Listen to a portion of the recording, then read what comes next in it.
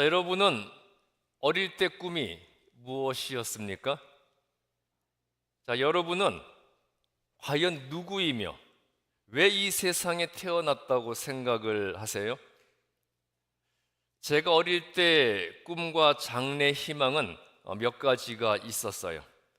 먼저 대통령이 되는 꿈을 가장 오랫동안 가졌었고요. 또 검사와 공군 파일럿이 되고 싶기도 했었습니다. 자, 검사와 공군 파일럿이 되고 싶었던 이유는 딱 한 가지였어요. 뭐냐면 폼나 보이니까, 멋있어 보였기 때문에 검사 혹은 공군 파일럿이 되고 싶었는데, 이 중에 공군 파일럿이 되지 못한 이유는 단 한 가지였어요. 왜냐하면 제가 멀미를 심하게 했거든요. 멀미 심하게 하는 사람이 어떻게 파일럿이 될 수가 있겠어요?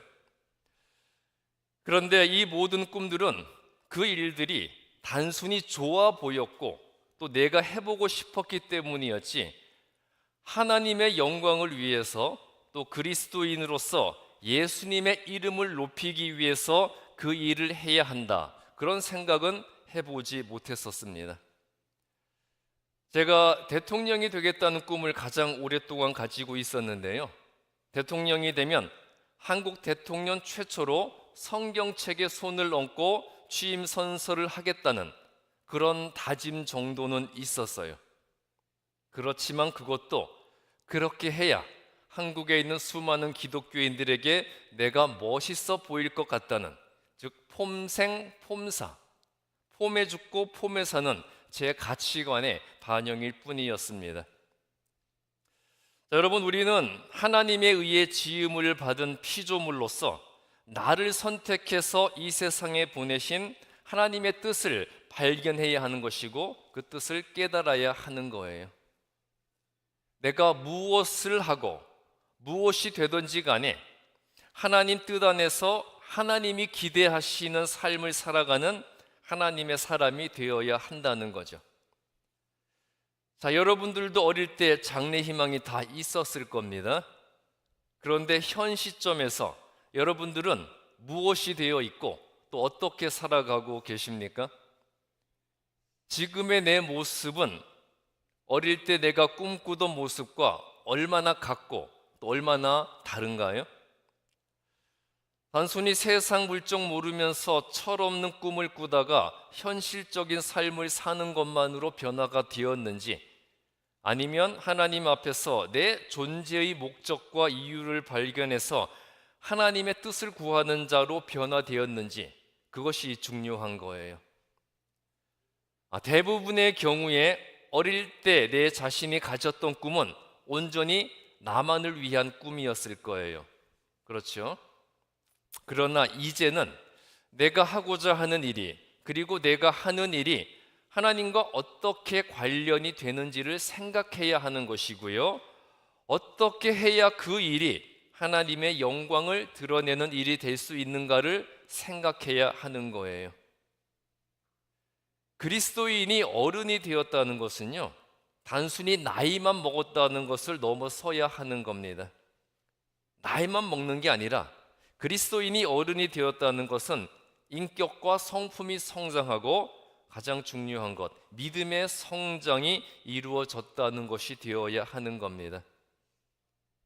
나를 위해서만 사는 사람에서 하나님을 위해, 그리고 예수님을 위해 사는 자로 변화되어야 한다는 것이죠.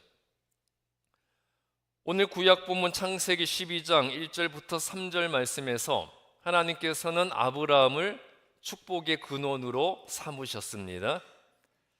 창세기 12장 2절을 보면 하나님께서 아브라함에게 복을 주어 큰 민족을 이루고 그 이름을 창대하게 해주신다고 하셨어요. 그런데 아브라함이 복을 받아 큰 민족을 이루고 그 이름이 창대하게 되기 위해서는 조건이 붙었습니다. 2절 후반부에 너는 복이 될지라 라고 말씀을 하셨는데, 여기서 복이 될지라 라는 말씀의 의미가 무엇일까요? 3절 보시면 답이 나오는데, 하나님께서 아브라함에게 땅의 모든 족속이 너로 말미암아 복을 받게 만들라고 하셨습니다. 즉 너만 복을 받아서 번성하고 창대하게 되는 것이 아니라 다른 사람들까지 너로 인해 너처럼 나에게 복을 받는 자로 만들라고 하신 것이었어요. 그렇게 할 때 하나님께서 아브라함에게 약속하신 모든 축복의 언약을 이루어 주신다고 하신 것이었어요. 하나님께서 하나님의 형상과 모양대로 인간을 만드시고 세상에서 번성하라고 축복을 하셨는데, 그런데 많은 사람들이 죄를 짓고 하나님의 형상을 잃어버린 채로 하나님의 심판을 받게 될 자로 살아가고 있었기 때문에 하나님께서는 아브라함에게 그들을 다시 하나님께로 돌아와서 하나님 안에 거하며 말씀대로 순종하는 하나님의 사람으로 회복시키라는 명령이었습니다. 그런데요, 아브라함의 후손인 이스라엘의 왜곡된 선민 사상의 본질이 여기에 있어요. 이스라엘은 자신들이 복을 받아 큰 민족을 이루고 그 이름이 창대하게 된다는 그 결과만 받아들였지, 그 복을 받게 되는 조건과 과정을 무시하고 있습니다. 자신들의 조상 아브라함이 하나님의 축복을 받은 존재로 선택이 되었기 때문에 그의 후손인 자신들만 하나님의 축복을 받는 거룩한 존재로 구별이 되었다고 단정을 해버렸어요. 그래서 하나님의 축복과 세상에서의 번영은 오직 자신들만 누리는 특권이라고 착각을 하면서 다른 사람과 다른 민족들은 하나님의 섭리와 계획에서 제외된 자들이기 때문에 세상에서의 번영과 번성과 성공은 오직 자신들에게만 주어진 축복이라고 여기는 것이었습니다. 유대인들이요, 자신들이 다스리고 지배하고 또 세상 모든 영광을 독차지하는 유대인들만의 왕국을 기다리는 이유가 바로 여기에 있습니다. 그리고 유대인들은 그것을 가능하게 해줄 자신들의 메시아, 자신들의 그리스도를 여전히 기다리고 있는 중이에요. 그런데 자신들만 은혜를 누리고 번영하고 성공하면 그것이 하나님의 축복이라고 여기는 그 유대인들의 왜곡되고 독선적인 신앙이 이스라엘을 대신해서 이 세상을 위한 영적 이스라엘로 선택된 그리스도인들에게도 똑같이 반복되고 있습니다. 오늘날 우리 그리스도인들에게 하나님의 영광과 예수 그리스도의 기쁨이 신앙의 본질이 되어 있다고 할 수 있을까요? 과연 우리는 나를 통해서 많은 죄인들이 하나님께로 돌아와서 예수님의 구원의 복음을 영접하게 하는 일에 관심을 가지고 있겠습니까? 내가 교회에 다니고 예수 믿는 이유가 살아계신 하나님의 영광을 드러내고 예수님의 구원의 복음을 전해서 수많은 영혼들을 하나님께 복받는 자로 만드는 축복의 통로가 되고자 하는 것입니까? 여러분, 이 목적으로 교회 다니고 신앙생활 하고 계세요? 진정한 하나님의 뜻을 저버리고 자기들이 원하는 세상에서 자신들이 원하는 축복과 번영과 성공만을 누리고자 하는 유대인들이나 또 세속적 번영과 출세만을 하나님의 축복이라고 여기면서 나와 내 가족만의 성공을 축복으로 달라고 날마다 원하고 바라고 기도하는 우리 그리스도인들의 모습이 다르지가 않습니다. 자기들만의 축복과 번영을 기대하는 유대인들과 나와 내 가족만의 축복을 구하는 우리 그리스도인들의 모습이 다르지 않다는 거예요. 이처럼 나를 향한 하나님의 기대와 하나님에 대한 나의 기대가 서로 다르기 때문에 우리가 많은 사람들을 복받게 만드는 진정한 축복의 통로가 되지 못하고 있는 것 아니겠습니까? 고린도전서 6장 19절부터 20절은 하나님이 예수 그리스도에 의해서 새로운 피조물이 된 나에게 기대하고 바라시는 것이 무엇인가에 대해서 말씀하고 있어요. 하나님께서 아브라함을 거룩하게 구별하여 선택하신 목적은요, 세상을 향한 하나님의 뜻을 이루어 나가는 축복의 통로가 되라는 것이었어요. 아브라함을 통해서 세상과 사람들에게 하나님의 축복이 전해지도록 만들라는 것이었습니다. 이러한 하나님의 뜻에 합당하게 사는 사람이 바로 하나님의 사람이에요. 그리고 하나님의 사람으로 성장하고 변화되기 위해서는 다음과 같은 과정을 거쳐야 합니다. 우리가 하나님의 사람으로 성장하고 변화되기 위해서는 첫째로 그리스도인이 되어야 합니다. 그리스도인. 최초의 이방인 교회였던 안디옥 교회의 성도들을 바라보던 사람들은요, 저들이 믿고 전하는 예수님이 살아있다면 저들과 똑같은 모습일 것이라고 해서 그리스도와 같은 사람이라는 의미의 그리스도인이라고 불러주었어요. 안디옥 교회 성도들이 사람들에게 우리를 그리스도인이라고 불러주세요, 그렇게 요청한 것이 아니라 믿지 않는 사람들에게 안디옥 교회 성도들이 말하고 전하는 예수님의 인격과 성품과 언행이 안디옥 교회 성도들에게 그대로 보여졌던 것이었어요. 그래서 그 안디옥 교회 성도들을 그리스도와 같은 사람, 그런 의미의 그리스도인이라고 불러주었던 것이었습니다. 이와 같이 나에게서 예수님의 향기가 드러나고 예수님의 인격과 성품과 언행이 보여지는 그리스도인이 되어야 한다는 거예요.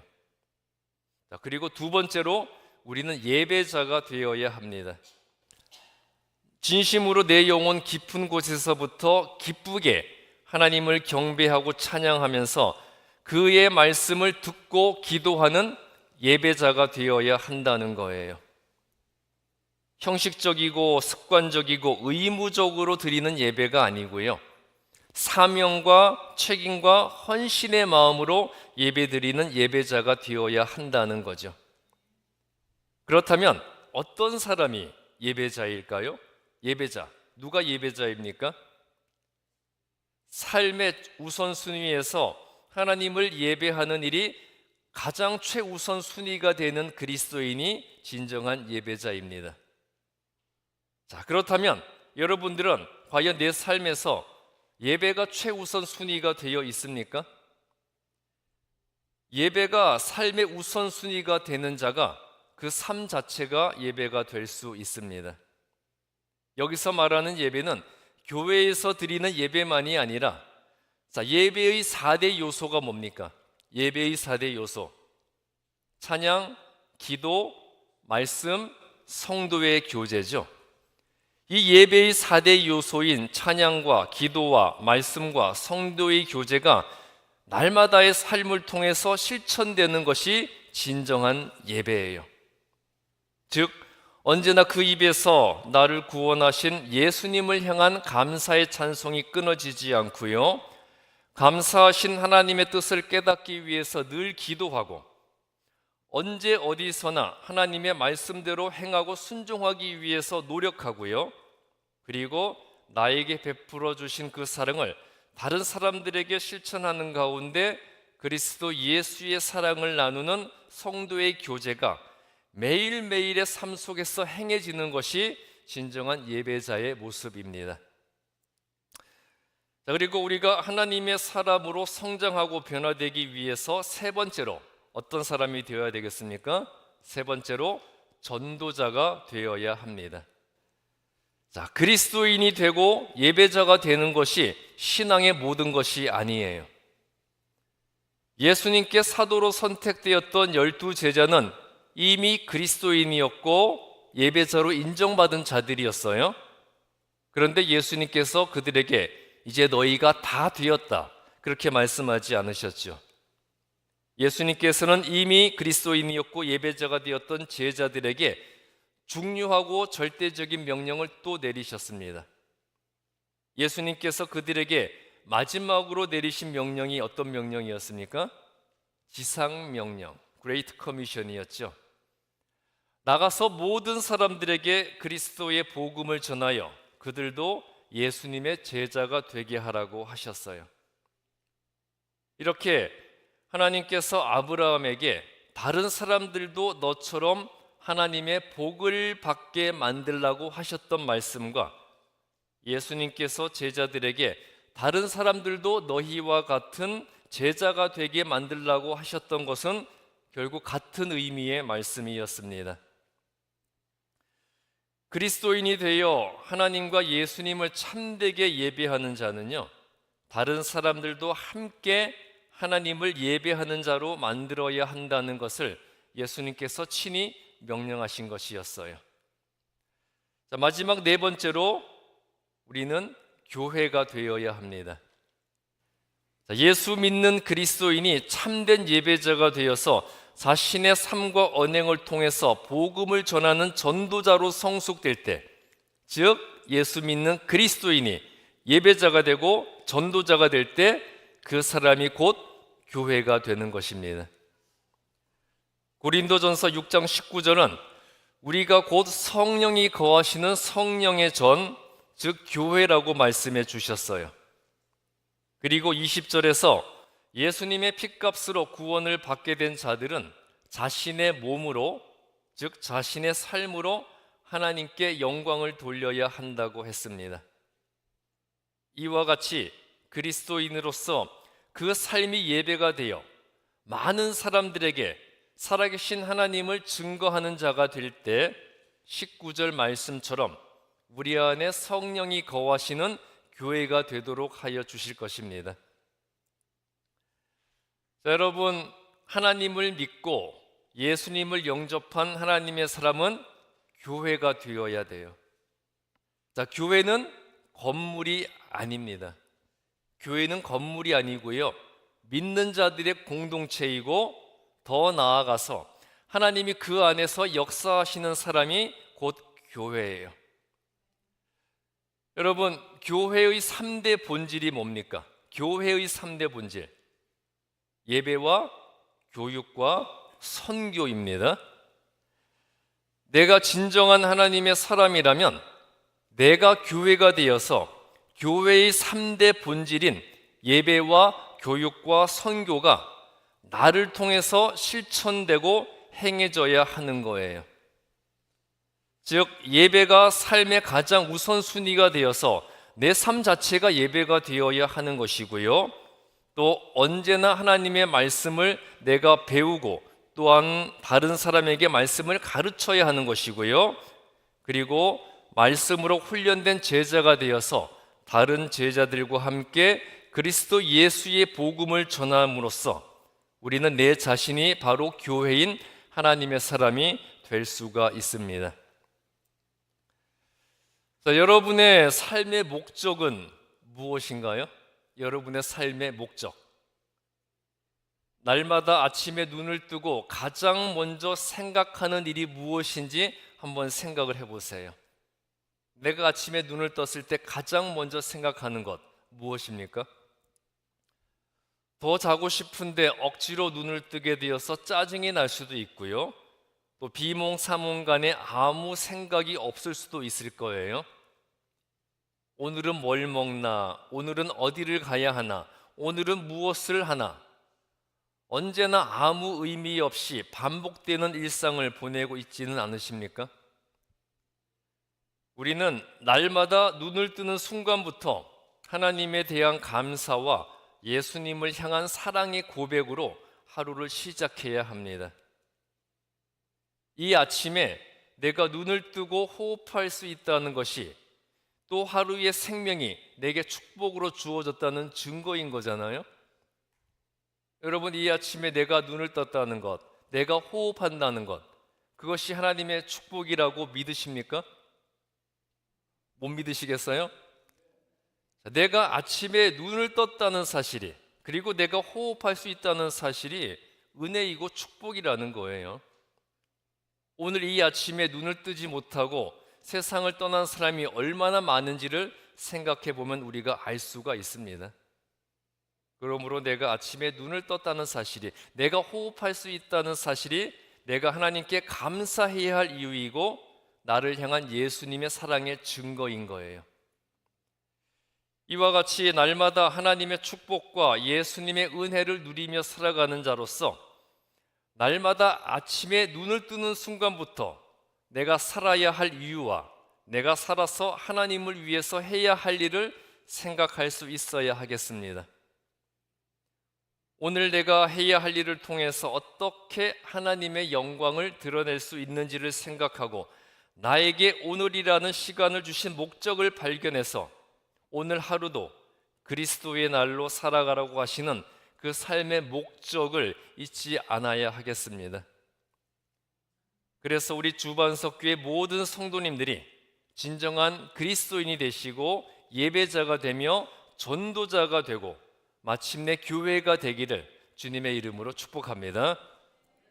기도하겠습니다.